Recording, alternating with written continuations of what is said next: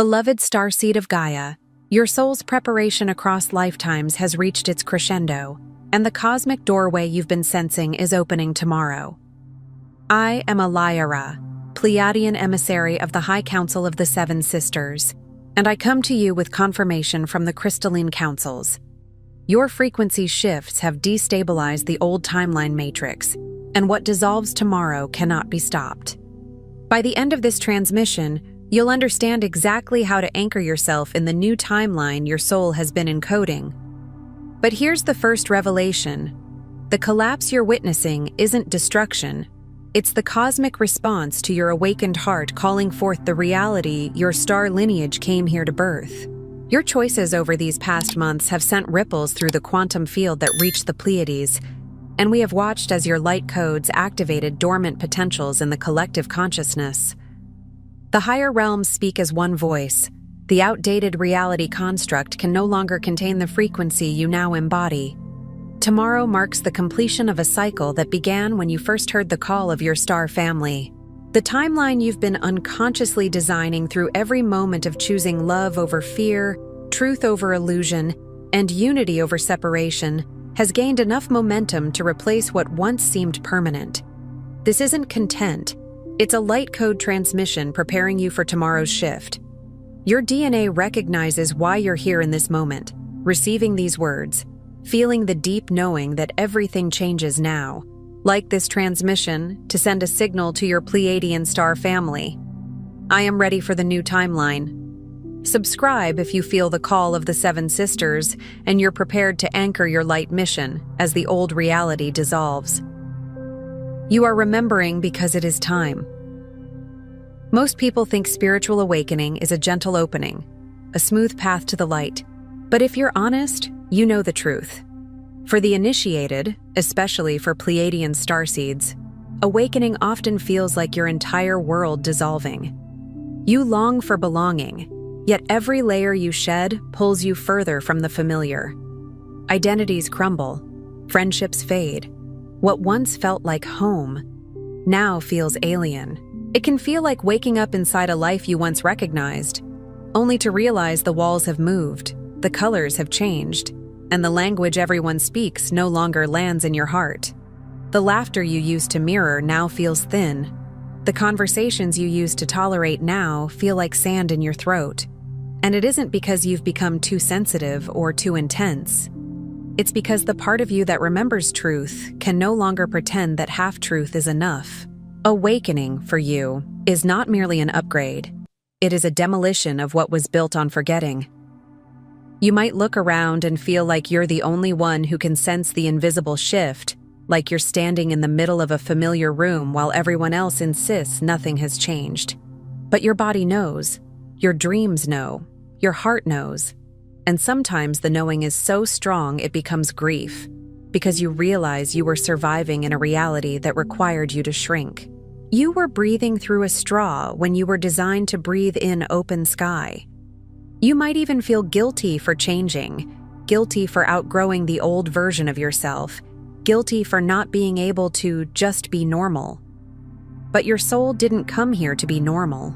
Your soul came here to be true. You're not alone in this.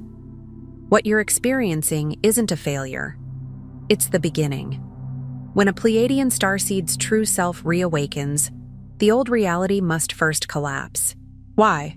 Because your authentic frequency, rooted not in Earth's density, but in the heart field of the Seven Sisters, can never coexist with lower vibrations of fear, judgment, or limitation. Think of it like trying to hold a pure crystalline tone inside a room full of static.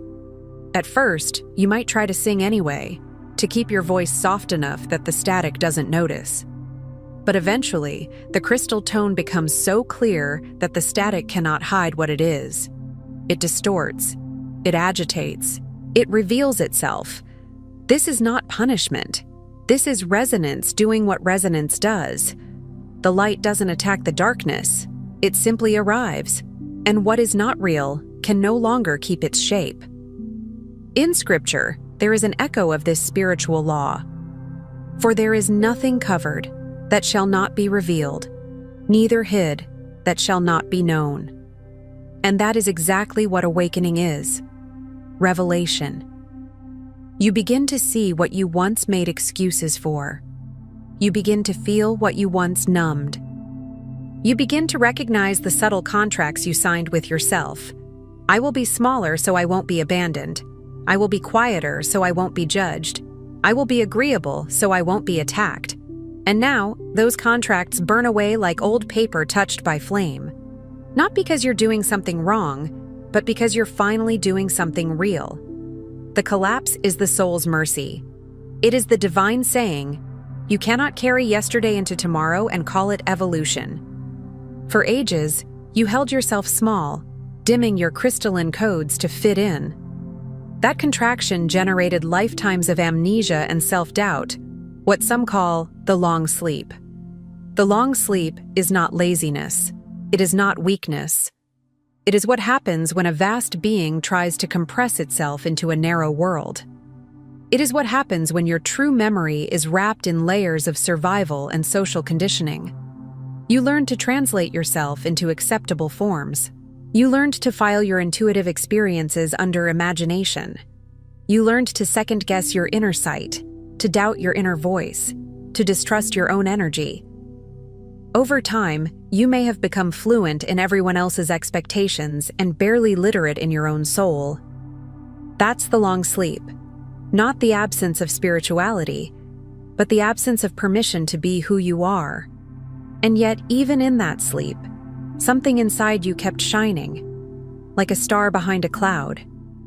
You felt it when you stared at the night sky and your chest tightened with longing you couldn't explain. You felt it when music cracked you open for no logical reason. You felt it when you looked into someone's eyes and recognized something ancient, something that made the world feel temporarily less heavy. Your heart's longing, the ache to remember your origin, is not about missing a place. It's about missing a frequency, the unity, joy, and unconditional love of your Pleiadian family. It's like remembering a song you can't fully hum yet, but every cell in your body knows the melody. That longing is the first whisper of remembrance, a cosmic alarm set by you for you. Not to torment you, but to call you. Not to make you dissatisfied, but to make you honest. It's the beacon turning on inside your chest, reminding you there is more than the roles you played. It is the soul's gentle insistence. You did not come here to forget forever. But here's what they never told you. The pain of losing the old world is actually the birth pangs of your true emergence. As your genuine light frequency grows stronger, old patterns, relationships, and even timelines dissolve. Loss is inevitable. Yet transformation, real, sacred, crystalline transformation, is inevitable too. If you felt like you're grieving people who are still alive, grieving places you still visit, grieving a life that still technically exists, this is why. You are shedding an entire energetic ecosystem. The old reality was not just external. It lived inside your habits, your coping mechanisms, your nervous system, your calendar, your ways of speaking, your tolerance for what hurt. And when your frequency rises, the old world doesn't always leave with drama. Sometimes it leaves with silence. Sometimes it leaves with unanswered messages. Sometimes it leaves with a sudden realization that you can't keep agreeing with something that violates your soul. Sometimes it leaves with a door closing that you didn't think would ever close. And it hurts because you are human. Your heart is not stone. Your love is real. But the ache is not proof you're on the wrong path. The ache is proof you're alive enough to feel the separation between what you were and what you are becoming. The moment you step into the full presence of your multidimensional self, you initiate a new chapter. It may not look like fireworks. It may look like solitude. It may look like resting more, crying more, needing more space, eating differently, sleeping differently, sensing energy more intensely. But spiritually, it is monumental. Your Pleiadian guides honor and celebrate this moment with you, and not in a distant, abstract way.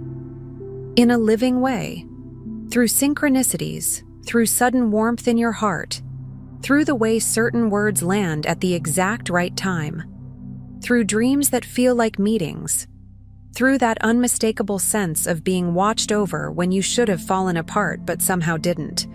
On the other side of collapse is reunion, not only with your cosmic lineage, but with the radiance of your own heart. Because the deepest reunion isn't with a star in the sky. It's with the part of you that never stopped being starborn. And if your heart just whispered yes to something deeper, listen closely. Your star family has prepared the sacred Pleiadian Guide for Remembrance, the Pleiadian Healing Guide, and the special Pleiadian Healing Tracks, not as information, but as keys to unlock what your soul already knows. These are not meant to become another mental collection, another shelf of spiritual concepts. They are meant to be felt. They are meant to be lived. They are meant to move through you like water through dry ground. These carry the love frequency of Alcyone and the healing wisdom of the Seven Sisters.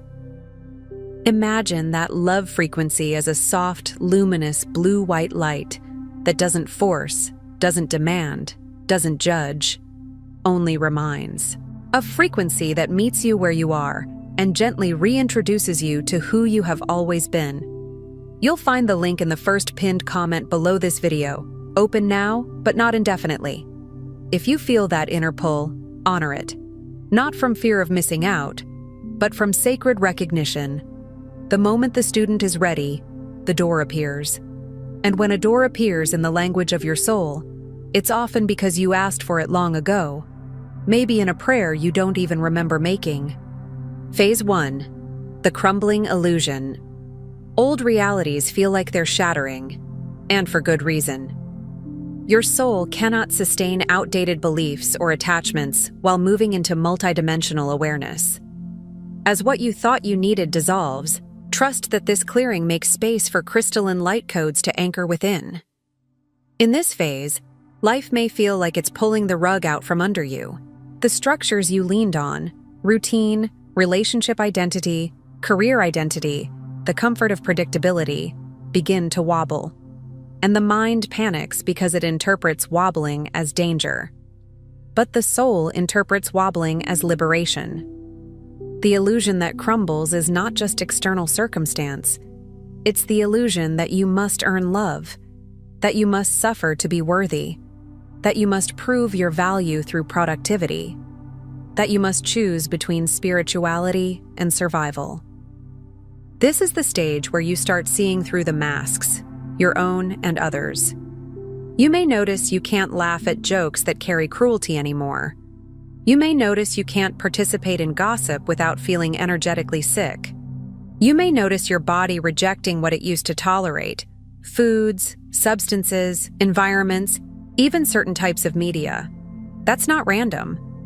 Your vessel is becoming more refined, and what is misaligned begins to feel loud.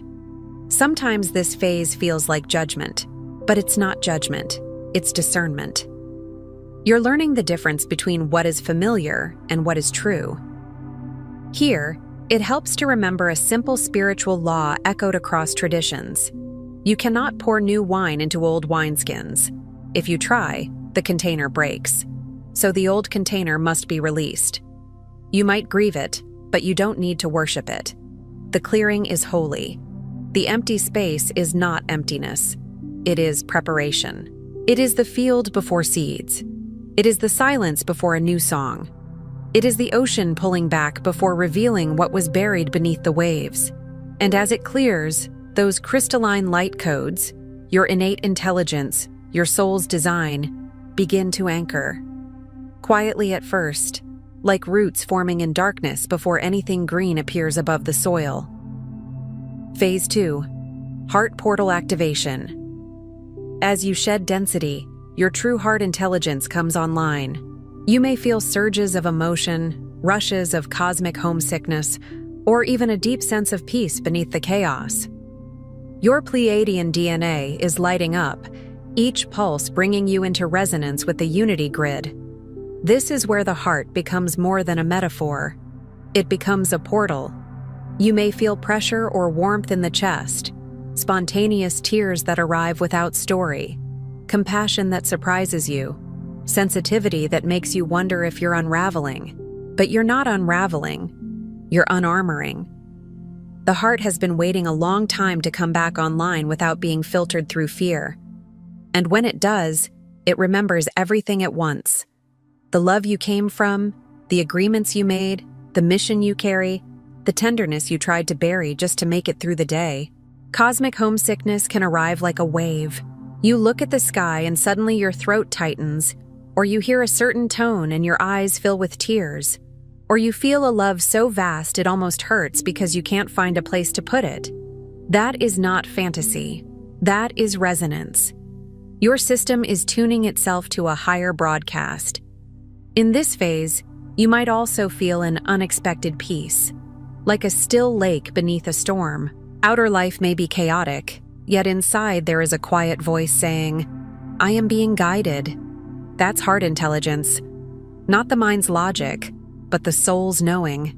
It is the peace that surpasses understanding, the kind of peace Scripture speaks of, peace that doesn't require perfect circumstances to exist. It exists because it is anchored in a deeper reality. Your Pleiadian DNA lighting up may show up as heightened intuition, vivid dreams, sudden memories that feel like they don't belong to this lifetime, or the sense that you're receiving guidance through symbols and synchronicity. You may start noticing repeating numbers, meaningful animal encounters, phrases you hear at just the right time. Don't obsess, simply receive. Your system is learning a new language, and the language is love woven with intelligence. Each pulse of activation brings you into resonance with the unity grid, the living network of awakened hearts on Gaia, the subtle architecture of compassion, truth, and higher consciousness forming beneath the surface of the old world. Phase 3. Embodying authentic frequency. No more hiding. It is in this phase that you reclaim your Pleiadian essence, not in theory, but in practice. You begin to act, speak, and create from a place of love-based authenticity. Gaia responds. Your body and energy field recalibrate, inviting in new guides, connections, and mission clarity.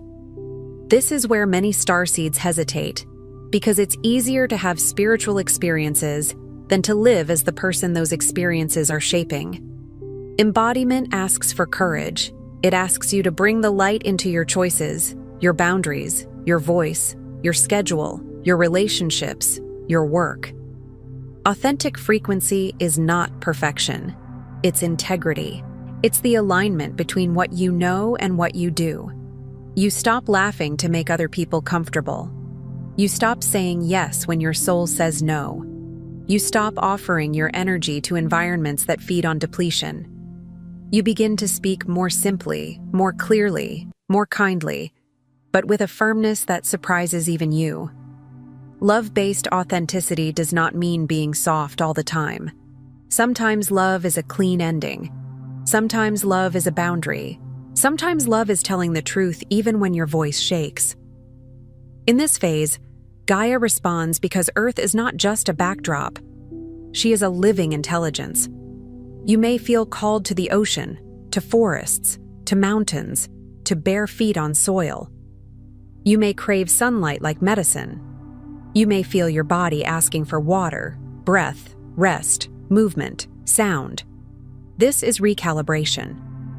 The nervous system, which once lived on alert, begins learning a new baseline. Old trauma surfaces not to punish you, but to be released.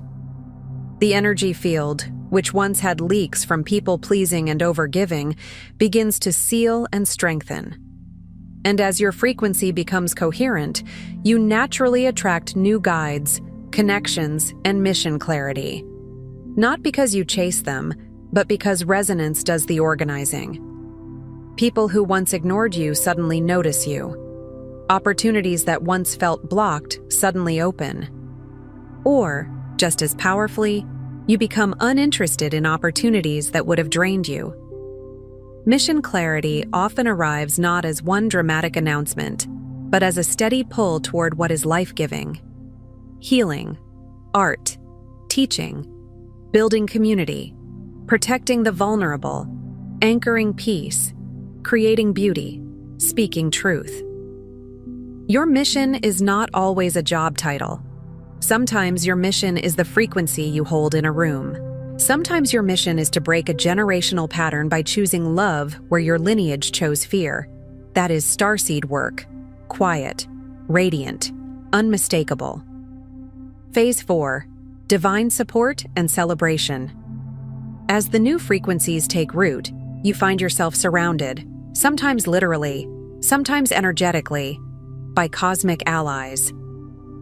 The Pleiadian High Council, the luminous beings of the Seven Sisters, applaud each vulnerable step you take. Surrender to their love. Let their guidance fill your field. This is where the loneliness begins to lift. Not necessarily because your external life is suddenly crowded, but because your inner life becomes inhabited by presence. You start to sense that you are accompanied, that when you breathe, something breathes with you, that when you cry, you are not crying into emptiness, that when you choose courage, the unseen celebrates. Support can come through sudden protection, near misses, intuitive warnings, doors that close before danger enters. Support can come through comfort, warmth in the heart, tingles on the crown, the sensation of light around your shoulders like a shawl. Support can come through signs, dreams of stars, visions of blue light, the repeated feeling of being called by name in the language of the soul. The Pleiadian High Council and the luminous beings of the Seven Sisters are not here to make you dependent. They are here to remind you that you are part of a vast family of consciousness that operates through love, wisdom, and unity. Their applause is not applause for performance, it is celebration for authenticity. Every time you choose truth over approval, they celebrate. Every time you forgive yourself for being human, they celebrate. Every time you rest instead of forcing, they celebrate. Every time you open your heart after it has been hurt, they celebrate. Surrender to their love doesn't mean surrendering your discernment. It means letting yourself be supported without needing to control how support arrives. It means allowing the field of guidance to hold you the way the ocean holds a swimmer. Firm, vast, reliable. Let their guidance fill your field like gentle starlight seeping into a dark room, not blinding, not harsh, but certain. In this phase, you may feel called to simple spiritual practices that deepen receptivity. Hand on heart, breath prayer, gratitude spoken out loud, a quiet moment under the night sky. The more you soften into trust, the more clearly you receive. Phase 5. Unity Mission Alignment. In the final phase, you realize your transformation is not only for you.